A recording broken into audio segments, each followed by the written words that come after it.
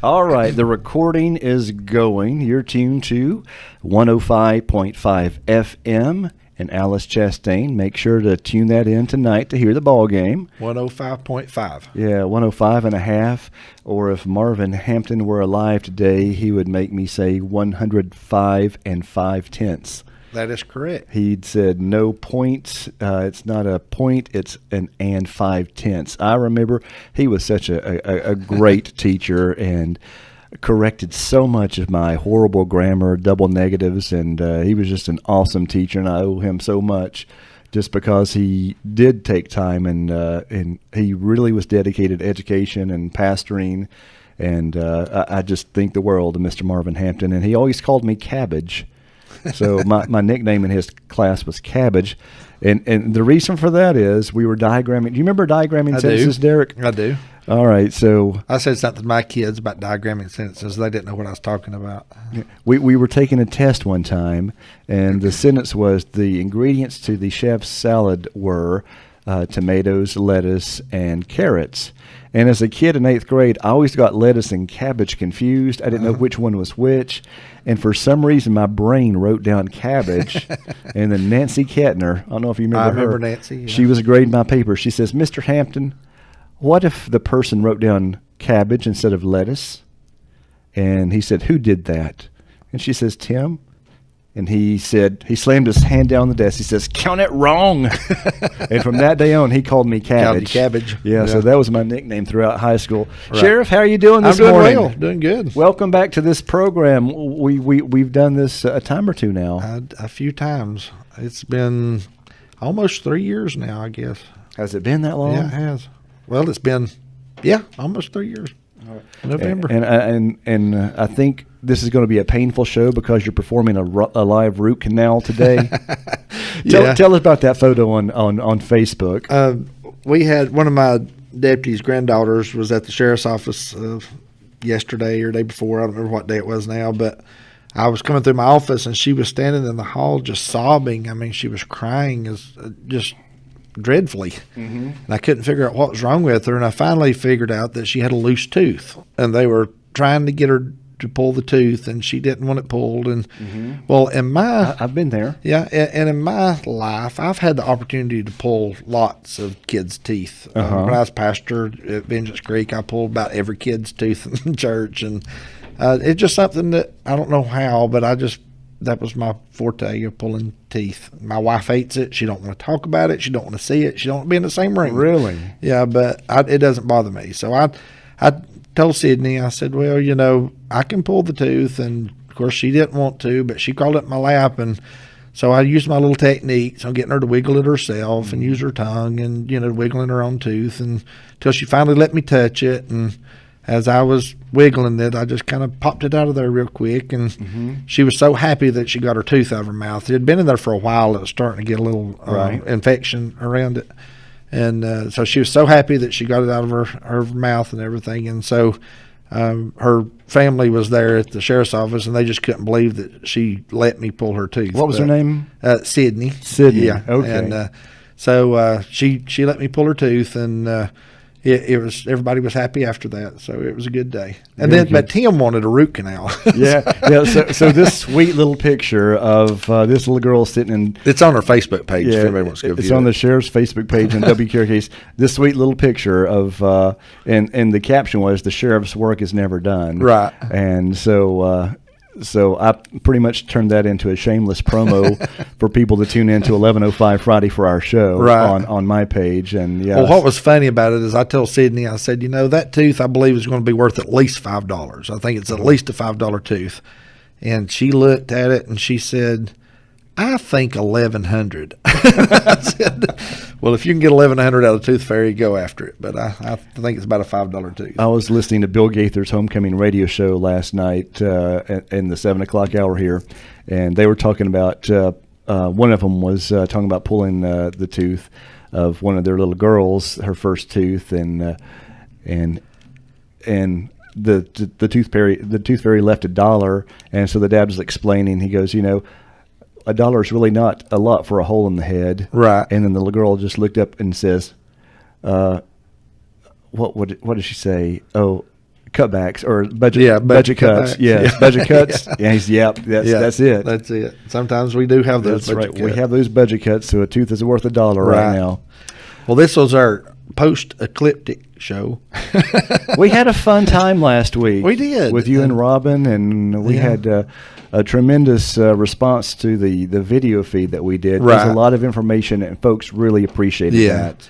And I think for once in my career anyway, I think people listened to what we were telling them and what to do. And you know, I know there was a lot of disappointment in the county about attendance and people coming. There's a lot of factors played into that. I want to mention real quick just so people understand what happened. But there were a lot more people in Cherokee County than what people realized. Right. Or in the county. One of the things that played a factor in that is that all of our local people, the reason I said they listened, a lot of our local people went home on Friday and did not emerge from their house till Tuesday. Yeah, Saturday was kind of like a ghost town. Yes. Coming to work, I was like, where are all the people? But I realized that the locals were probably right at home. When I talked to our local restaurants about the attendance at the restaurants and things, they are all saying, well, we're doing as much business as we normally do, but we're not seeing any of our local people. Our people that's normally here on Fridays and Saturdays and for lunch and for supper, we've not seen a one of them all weekend long. And but we had enough visitors coming in that were coming into town that they were making up the difference, and our restaurants were not losing business. Right. They were still doing the same amount of business they normally do, for the most part. But it was all visitors. It was all people not from here. And so that's why I say with all of our locals staying at home and not coming out over the course of the weekend, visually that made things look like no one was attending or no one was coming. And that preparation was very important because the locals were not on the road as much as normal, Right. we did not have the gridlock that could have happened. Right. And I want to mention that too also about the gridlock. What happened on the event day on Monday, and let me explain this too before I say this. There was a total different experience in Andrews than they were in Murphy. Right. It was two different experiences. Andrews had thousands of people, and I think the airport got almost 140 airplanes landed and parked at the airport. And See, I think that is huge. it is- 140 airplanes. it was amazing. You should have saw that up there. It was amazing at the airplanes on that airport and coming in and taking off. It literally looked like Atlanta International Airport. There were airplanes lined up on the taxiway, nose to tail, and as one was taking off, another one was taking off behind it, another one was landing, and how they got all those aircraft in and out of there without having a catastrophe is just amazing to me, because Andrews is a non-controlled airport, and it's up to the pilots to visually look for other airplanes and to land appropriately and take off appropriately and all that. So, and it's a challenging airport too because of the mountains that Right. surround that valley there. So it's a good thing that the pilots were cautious Right. and knew how to maneuver around the well, mountains. we had Maria Hask step in from the county manager's office, and she kind of stepped in the airport and took over up there, and Commissioner Stiles stepped in and was to helping park planes and do different things, and different county officials. I know Pee Wee was up there helping. We had deputies that was helping block runways and parking planes and all those kind of things. So it took an effort to get a lot of people up there to make sure we didn't have a disaster at the airport. But even in Andrews itself, it's been estimated that probably 10,000 plus attended the festivals there on Monday at the eclipse time. So we had a lot of people. Now, when we talk about gridlock, what happened, and it was kind of a blessing on our end. I know a lot of people were disappointed, but it was really a blessing for us, was that gridlock occurred quicker and earlier outside Cherokee County than what was expected. And what happened was all the traffic coming in from Asheville, we started getting reports from the Highway Patrol about 9:30 or 10 o'clock that it was bumper to bumper gridlock all the way to Asheville from the gorge. And what started happening was, as people was getting closer to the gorge and getting in gridlock, they started thinking there's no way we're going to get to Andrews by eclipse time. Right. So people out there in Bryson City, one's turning up 28 toward Graham County, Jackson County, all the way out to Haywood and all the way out through there, Haywood County and all the way out that way. People just started stopping where they were at and finding places because they didn't think they could get all the way to Andrews. The same thing was occurring south down in LJ coming north out of Atlanta. Gridlock happened so quickly down there that people decided they couldn't make it all the way to North Carolina, so they started parking where they were and attended venues and festivals and things down there because they were afraid they couldn't make it here by eclipse time. And so because that gridlock occurred so early and so far away from here, that's when we realized that we were not going to get the gridlock flood of traffic that we expected here in Cherokee County. And I think a lot of people, too, had planned their vacations, too, along that center line of totality, in which Andrews was very fortunate, and they promoted themselves as Totality Town. They did. I saw pictures on the Cherahela Skyway that it was completely, people parked on the side of the road watching that. Right. So from, I know Franklin had huge turnout as well, and Rabun County, Georgia, Clayton, Georgia. I know even well, all of those places, if you think about it, all those places, the Cherahela, the Gorge, Bryson City, Franklin, coming out of Rayburn County, LJ and Blue Ridge, then on over to Cleveland and that area, all of those are entrance points to Cherokee County. Right. And so when all of those entrance points started getting clogged up and blocked, it just kind of isolated us. It just kind of isolated us from people actually making it and actually getting here. And some people look at it as a disaster. Other people look at it as a blessing. I'm so glad. Right. You had all of my contact numbers in case you couldn't get in touch with me. Not Right. once did you have to contact me to Well, we broadcast did. a message. One of the issues was that we did lose cell service. We did have internet go down, those kind of things up in the Andrews area. But we wasn't affected that much in the Murphy area and on west of Murphy. It was more in the Andrews area because of the massive amount of people that was up there.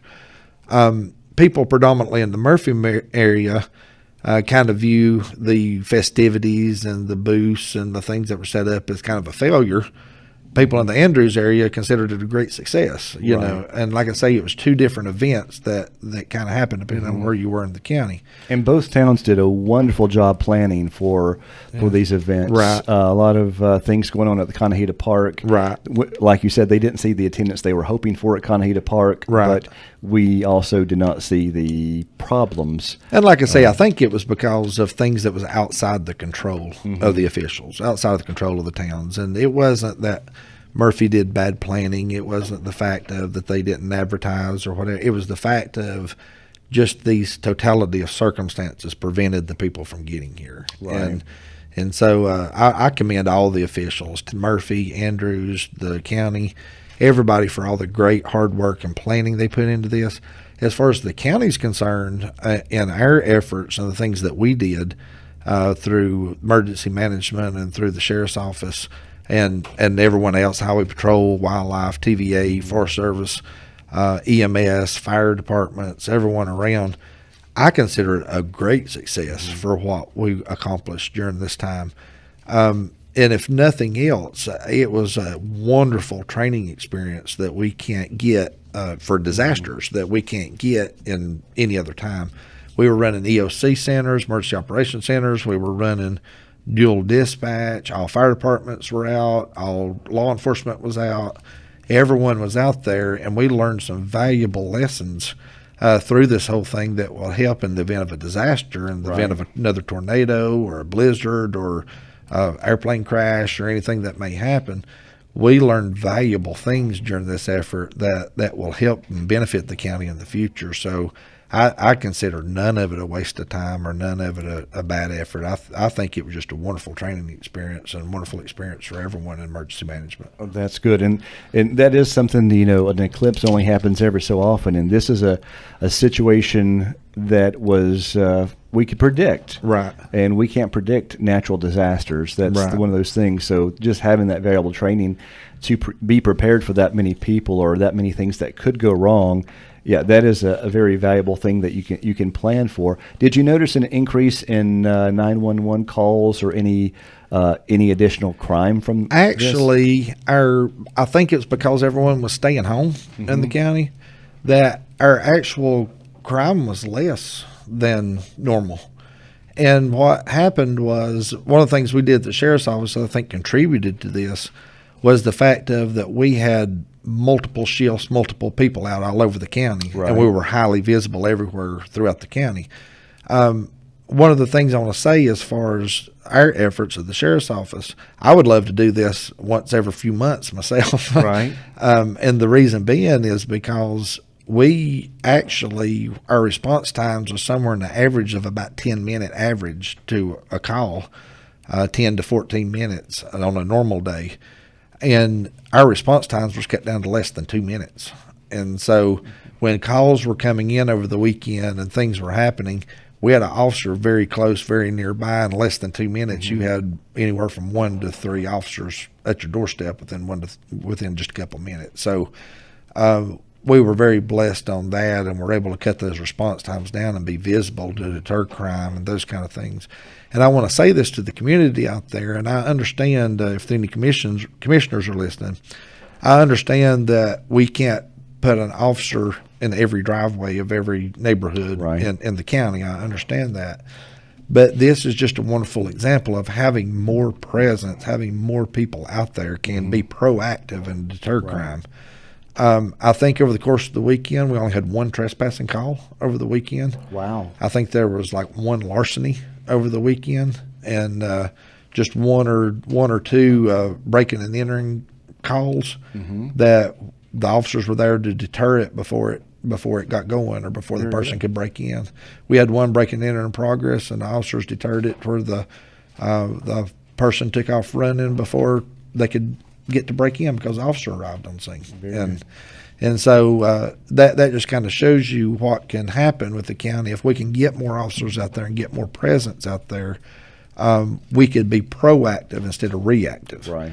And I've discussed this many times with Murphy and Andrews police departments and about the fact of about how more officers out there could help deter things. I know Murphy Police Department reported multiple people praising them and thanking them for being in the park, for being on the Riverwalk, for being visible and walking around town. And I think they did a bicycle patrol in different places. And I know they reported back to me that there were multiple people that had told them how thankful they were that they had officers out and close and nearby. Right. And like I say, I know it's a money issue. I know that we can't afford to just arbitrarily spend millions of dollars on things. But the fact of the matter is, if we could get more officers and get more patrol out there and get more presence, we could deter crime drastically in Cherokee County. And I want to take these numbers and do a public presentation, hopefully not too long about it, so that we can see exactly how that played out and how that helps. One of the things that happened right on the beginning of the Eclipse event on Friday, we had a police officer from Monroe, North Carolina, that was out here visiting on vacation that was killed in a car accident. He was riding motorcycle. He lost control of that vehicle across the center line and hit another car head on, and it killed him instantly. But in the beginning of this, as traffic was still moving and still thick on Friday, we had a convoy of police officers from Monroe, from Union County, out near Charlotte, coming to retrieve the body of their fallen partner. Right. And to take him back out there. And it was probably about 25 of those officers came out that were friends of his name was Paul Peretti. And they came out with the family, brought the family to claim the body and to take it back.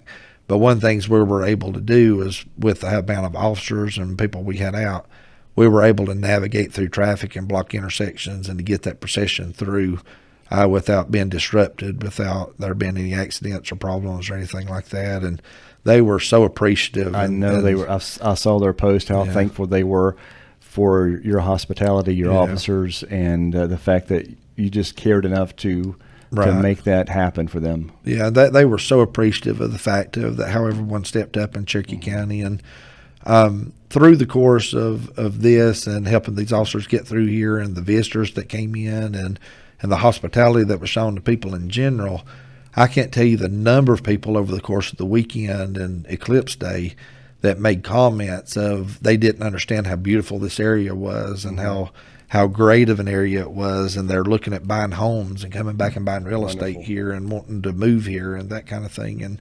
And so I think that it spoke very well of our citizens and our emergency staff and stuff, that people are wanting, once they experience Cherokee County, they want to come back and they want to be a part of Cherokee County. And I think that speaks well of our citizens. Very good. I know just on the way out of town on Eclipse Day, it seemed like everyone left at once.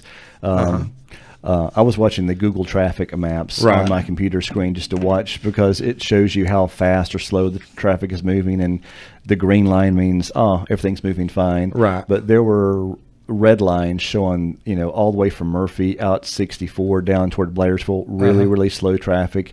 And somebody told me that it took them either 5 or 7 hours to get from Murphy to Asheville on that day because of that traffic. So the traffic all did come, but just it was one of the things I want to go back and mention about that too is, like I said, there were a lot more people here than people realized. On Eclipse morning, I went on a helicopter ride and viewed the county and was watching what was going on and things around. I didn't get a phone call for that. No, I'm sorry. We could have jumped out together. We could. I was afraid you'd throw me out of it. I was afraid you'd strap a parachute on me and throw me out of it.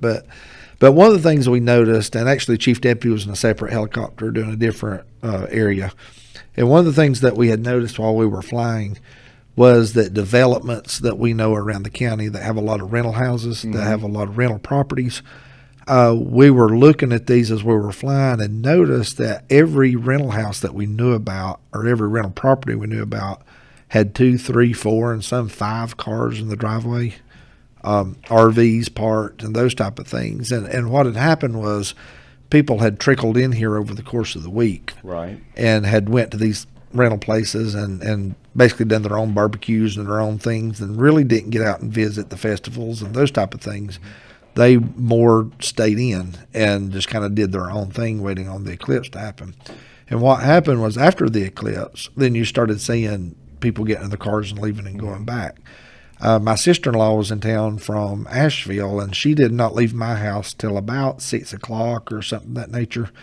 And it still took her almost 4 or 5 hours to get to Asheville. Wow. At about 10 o'clock, she had called back and said they was just going through Waynesville, just almost Asheville, at 4 hours later. And so all that traffic decided to leave at one time. I know there at Andrews on the 2-lane, I know that was backed up onto the 4-lane there, all the way down to the red light at Andrews, for several hours. It was well after 6 o'clock before that got cleared off enough that there wasn't a backup on the 4-lane. And so there were a lot of people here. There were a lot of traffic here, but I think with our locals staying at home, it was just not as noticeable that they were here. A lot of people are cynical and saying that this was overhyped, the eclipse. But like you say, the locals were prepared. We actually, on our Facebook page, shared a checklist for local people to do before Friday, so that get gas, get your groceries, your medication. We mentioned that on the show as well. And I filled up my car on Thursday, and usually I never wait at a pump, but every single pump was full, 2 cars deep. So Thursday afternoon, I was waiting to get gas at one of our local gas stations that normally I pull up. So our locals were prepared, and they decided, most of them decided to stay home and just enjoy the beautiful weekend from their home. And I was one of those. By the way, what color was the helicopter you were flying in? It was black and red and white. Okay, there was one circling near my house. I was wondering. I waved at whoever was in it. If it was it a black one? I think it was a blue one. I didn't know if it's a news chopper or what. That might have been the one Chief Thigpen was in. It was a TVA helicopter. Okay, that was probably him. But one thing about that too is, you think about this and you think about the overhype, kind of what people are saying about that. In law enforcement and emergency management, you're kind of in a no-win situation. If you do what we did, and you planned and you prepared, and you don't get the gridlock and you don't get the traffic and stuff because of your planning and preparing, then it's overhype. Everybody overhyped it. But it's really success. Right, but it's really success because you've prevented all the things that people didn't want to happen from happening. Had we not mentioned a word about this on the radio or on Facebook or all these places, it would have been a disaster. I do believe that. But vice versa on that, if you don't do the planning and you don't be successful in preventing the traffic gridlocks and all those things that everybody's afraid of, and you get the traffic gridlocks and all those things everybody's afraid of, then you get kind of on that spectrum of you don't know what you're doing, you didn't plan, you didn't prepare, you didn't do these things. So for the emergency management side of it, it's kind of a no-win situation a lot of times, because it's kind of danged if you do, danged if you don't. You know, if you let it go and you get the gridlock traffic and all that, then sometimes you get bashed because you didn't plan and you didn't prevent it from happening. And just like with the casino opening, you know, people were very upset. They were stuck in traffic, very upset that this stuff was happening, and we didn't plan enough, we didn't do enough. Well, this time we did plan enough and did do enough, and then you give that other spectrum of people that it's waste of time, waste of money, overhyping, and all these kind of things. But it really was. All that planning helped our area succeed that weekend. Traffic flowed well through our area, and the locals cooperated. And some of the other complaints I saw that on some of the Facebook pages, that a lot of parking lots were roped off and that we didn't seem welcoming. But I know that there's this mentality of some of our locals too.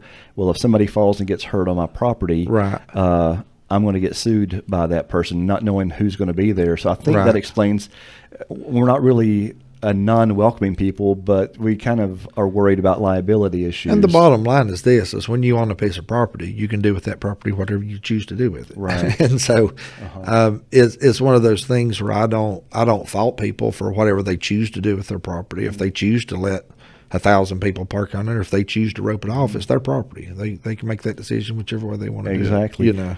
See, I think that we are a welcoming people, but you know, I think so many frivolous lawsuits happen around the county, and we see all these ads about things on TV. Some of these TV ads that the lawyers are scaring people into suing people frivolously, and some of those win big money. So I think that's one of the issues that a lot of people want to rope off their. But I'm going to tell you, I heard no one, and there might have been somewhere, but I heard no one of our visitors coming to town that said they didn't feel welcome, or they felt like it was a bad place or anything like that. Every single person I came in contact with over the course of the entire weekend was nothing but pleasant and nice and respectful, and had talked about what a great place this was and how hospitable everyone was. We had one person that had talked about they had went to a local store and had a rental house, had run to the store to get something, and they went to the counter and put their stuff on it, and they reached in their back pocket and realized they forgot their wallet. Oh my gosh, you know, here I've run off and I don't have my money with me. And he said that this guy in line behind him said, "Don't worry about it." Said, "I'll get it," you know, and he bought his drinks and bread or whatever it was. He paid for it. And he just could not understand that. You know, he was from a city, he was from a place where he said if that happened there, no one would cared whether he could pay for it or not, you know. And he was just so enamored with the fact of that we had citizens here that would be willing to reach into their own pocket and pay for his drinks and his bread and the things he got, and how hospitable that we were here. We have a lot of wonderful people in our area. I know a lot of people will go through drive-thrus and say, "I don't know the person behind me, I want to pay for their meal," just as a random act of kindness. And I'm glad you mentioned that, because 3 times this week I've went through drive-thrus and the person's telling me the person in front of you paid for your meal for you. Well, and I didn't get you water today. Yeah, that's all right. I see how you treat me. Have some of my cold coffee, though. That's okay. But you know, I mean, that's just a fact of how the kind of area that we live in. That happened to me 3 times this week. You know, that is wonderful. And I had no idea who they were because they were done gone by the time I got to the window to pay. You know, but the person working the window said, "Sheriff, the person in front of you paid for your meal for you today," and they just want to tell you they appreciated you. You know, and that speaks a lot of our people. And, it really what does. People think of us around here. And I love what I do for a living too. And I know you've heard Party Line several times, and just to come in here and talk to all these nice people, and most of them are so pleasant. I get several "I love yous," not always on the air. They'll call me during a song just to say, "I just really enjoy the programming that you offer," and it's like a hometown station, and we're just part of the family. And I think the sheriff's office is a part of a lot of people's families. It is too. And the thing about it is, you know, and I know I say this a lot, but it is truly my heart. I love my people here. I love my community. I love my town. I love growing up here and living here and going to school here and going to church here and my kids growing up here. It's just something that every time in life where I get frustrated and I get down and I say I'm just going to pack up and move and sell everything I have and go somewhere else, it don't take but just 2 or 3 minutes for me to realize there's nowhere else in the world I'd rather live. I'd rather live right here in Murphy, North Carolina. And so it's something that we have people here that you can't find anywhere else in the world, and I'm very appreciative of our people here. And that says a lot, because a lot of your job is that you're dealing with people who have made bad choices, right. And a lot of our like we talked, a lot of missing pets, but most of our communications from your office is of the negative format, but it's to alert people that this crime is happening in your community and these people were arrested for this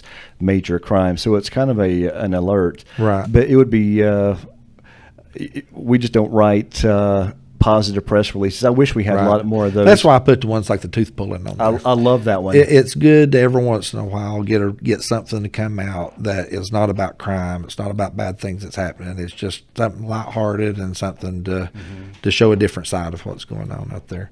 I know we're at 30 minutes and I need to wrap this up, but I want to mention real quick, remember our moving Vietnam Wall that's coming through here October 5th to the 9th. Roger and Pat Swanson has done, along with others, I know this has been sponsored by the school and the sheriff's office and the Swansons and different military people that's involved in this. But I'm telling you, Roger and Pat has went above and beyond just anyone of making this happen, of going through and doing the things that needs to get done. The wall is over in a separate place away from the Patriot Park on the other side of the field over there. We've had people donate asphalt so people wouldn't have to walk on the dirt or walk on the grass, coming in and paving that. We've had different monuments and different things put up that attributes the wall when it comes. And so when that wall comes in, we want it to be a surreal experience. For those, there's all kind of guidelines and rules and things that you have to do for the wall to come in.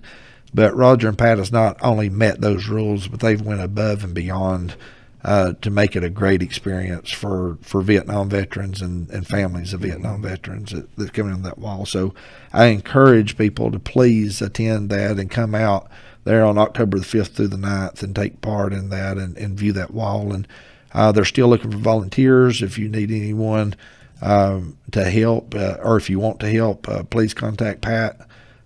She'll get you on the list of volunteers. You can contact the sheriff's office and speak to Captain Patterson. He can put you in contact with Pat if you need to. But there's all kind of things that needs to be done just to help people. That would make a good field trip for our school systems. That would be wonderful.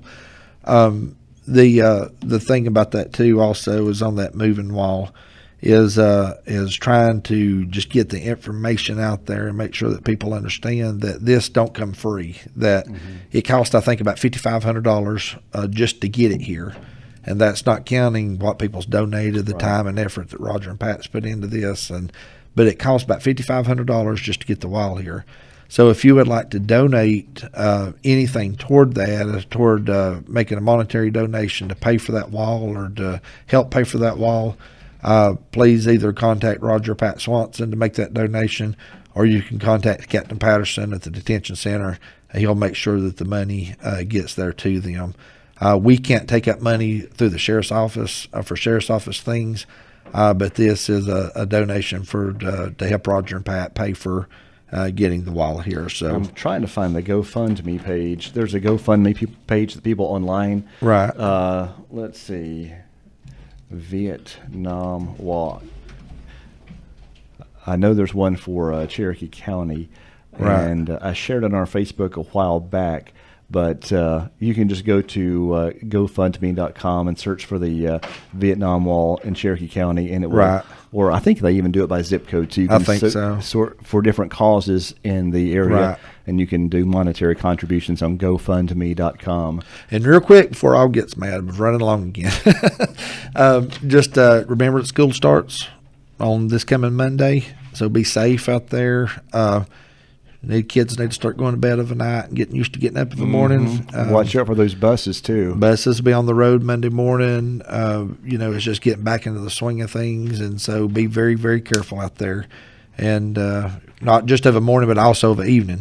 Buses will be traveling of the evening also. So, and also that stretch there, Murphy Elementary School, sometimes there's people that don't observe that red light there. And Town of Murphy usually does a good job. Very good job. And probably the first week or two, especially at Murphy Elementary, they're with all the schools, but especially at Murphy, we experienced a traffic jam, with people trying to figure out schedules and trying to figure out when they need to be where and when kids need to be dropped off where they need to be at and those type of things. So generally for the first week, and it could go as much as the first 2 weeks of school, generally there's going to be traffic jams there early in the morning, 7:30ish, 7:30ish, and then the evening 2:30ish on to 3. So. And usually coming from downtown Murphy and heading to the elementary school, there's usually a line of cars backed up there that's kind of hugging the center yellow line. Right. I think all that is there so other cars could go to the right of those and still go around and have through traffic there. Yeah. But and typically, like I say, like you mentioned, for the first week or two, Murphy PD is very good about being there and trying to get traffic through and keep roads cleared and that kind of thing. And they're always really good about helping the kids cross that street there at the crosswalk there going across there. So our hats off to the local police departments, the sheriff's office, because you do a tremendous service for our area, and sometimes people don't appreciate you until they need you. Right. Well, thank you. And like I say, we want to do what we can for our community, and just remember just to be safe on Monday. And I really hope that Robin remembered to ask Pastor Odd Brown to pray for us for cutting into his time. But we give him his full 30 minutes. We do. But we're not always right on at 11:30 like we're supposed to be. But we do provide a lot of information, and we get such good feedback from this show. And I appreciate you taking the time out of your busy day to thank you. To talk to us and the public. Well, thank you, and thank everyone out there for having a good weekend. And we, like I say, we had no major catastrophes other than the officer that was involved in the accident there last Friday. Everything went good. No major crime, no major accidents, nothing that really was bad over the weekend. So we just want to thank everybody for that. Very good. You're tuned to 105.5 FM. Alice Chastain, and 1320 AM, cable TV channel 25, worldwide at country.am. You can also listen to us on the smartphone apps. We have the WKRK app, and I think we're having some problems with the play button on our WKRK app right now, but if you download the TuneIn app or the Simple Radio app, you can hear us there. And Tom and Joe are going to be at the football game at Franklin tonight. Murphy's going to be playing at Franklin, and we'll be broadcasting that live. Pre-game shows at 6:45. Kickoff is at 7:30 at Franklin tonight, and we'll talk to you live from Franklin tonight. And Party Line will be on the air around it's probably going to be around 12:45 or 12:50 today. We're running a little late again. Have yourself a great morning. Stay tuned for Pastor Odd Brown on the Little Brasstown Baptist Church next on WKRK, and your weather forecast is next, brought to you by your friends at Carpet Mart.